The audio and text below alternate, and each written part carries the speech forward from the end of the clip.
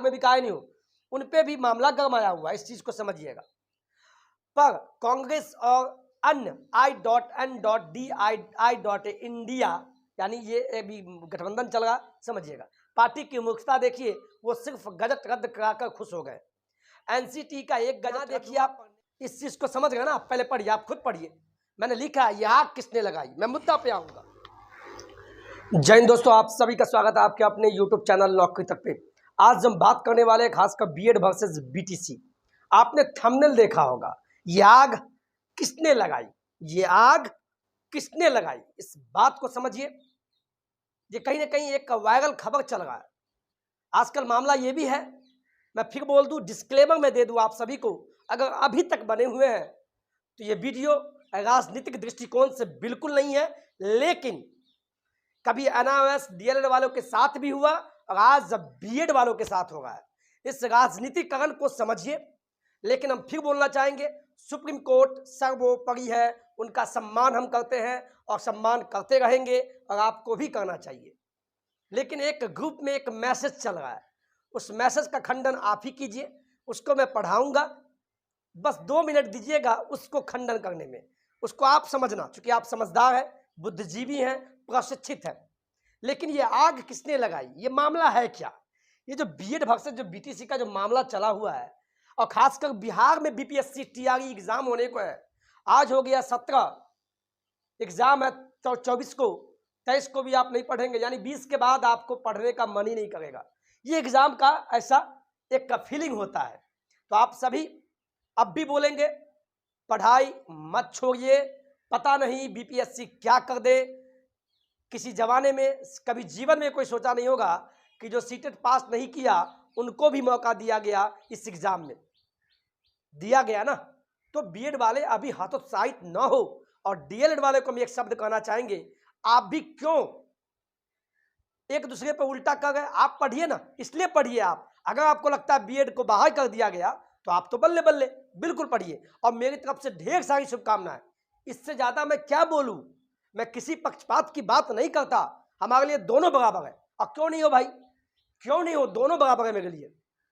किसी जमाना में मैं एनआईओएस के लिए आवाज उठाया था, जब हाई कोर्ट में केस चला, सुप्रीम कोर्ट में।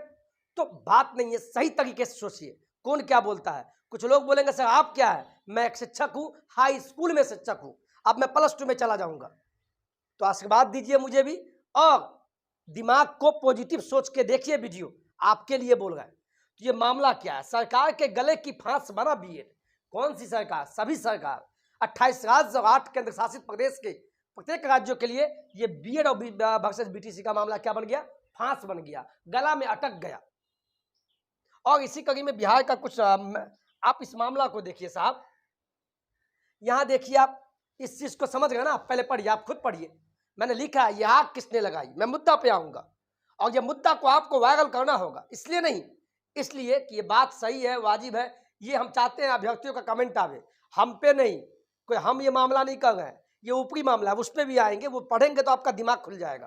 पहले इसको देखिए आप, छठे चरण के शिक्षकों की जाएगी नौकरी, ये कौन कह सकता है। अगर ऐसा होगा तो केस होगा। अब कुछ लोग बोलेंगे सर आप छठे चरण के बहाली हैं। नहीं सर, हम बहुत पहले के हैं। आपको लगता होगा उम्र छोटा है, उम्र ज्यादा हो गया है, उम्र मेरी ज्यादा हो चुकी है, बाल बच्चों वाले आदमी है। तो आप आपके साथी बन के रहते हैं और हमेशा रहेंगे। तो ये सारी मामला, ये तो आप कोर्ट में जाएगा तभी पता चलेगा। छठे चरण वाले, चूंकि मामला तो आप पे भी गरम आएगा, चूंकि 28 जून के बाद का ये विज्ञप्ति आया था और ये गाज सब पे गिरेगा, तो सोचने को मजबूर तो होना पड़ेगा।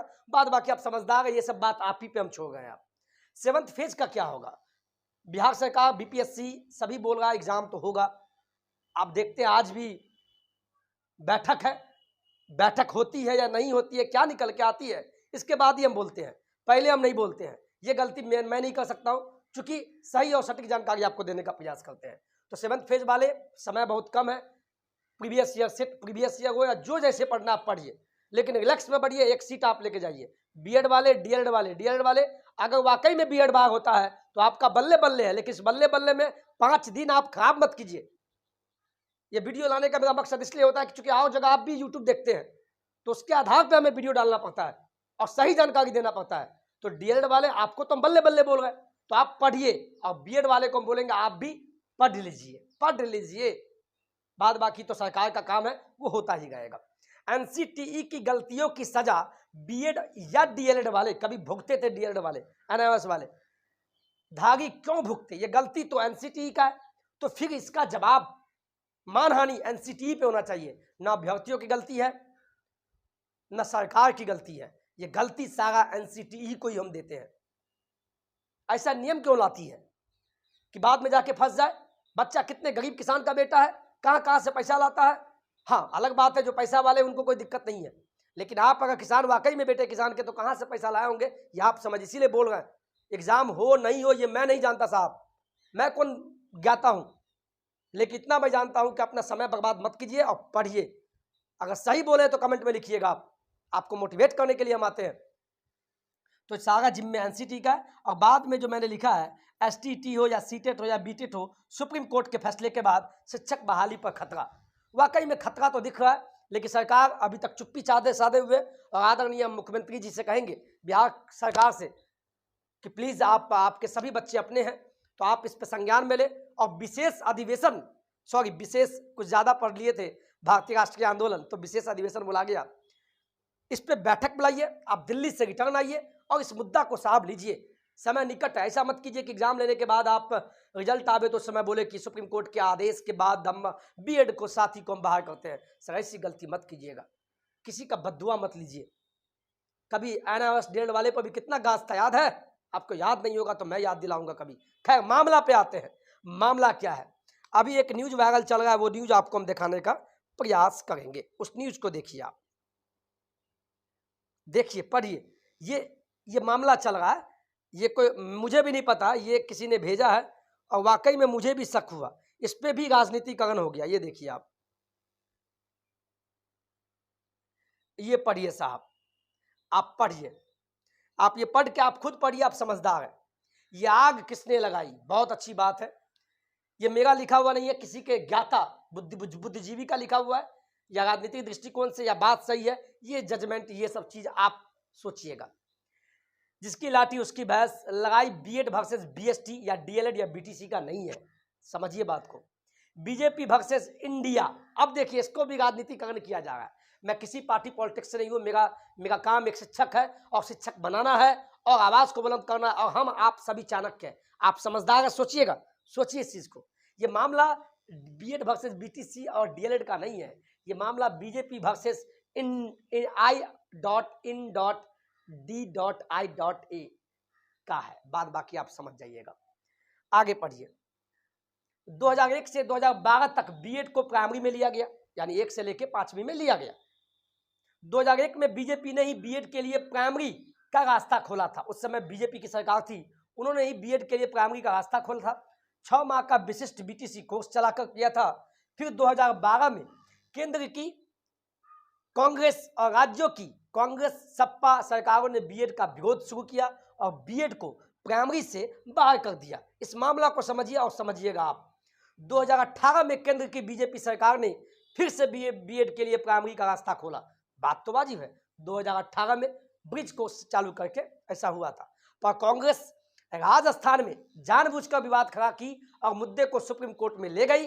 फिर क्या था, कांग्रेस को सभी बीजेपी विरोधी सरकारों यानी राज्यों की का साथ मिला और चक्रव्यूह रचना शुरू किया गया।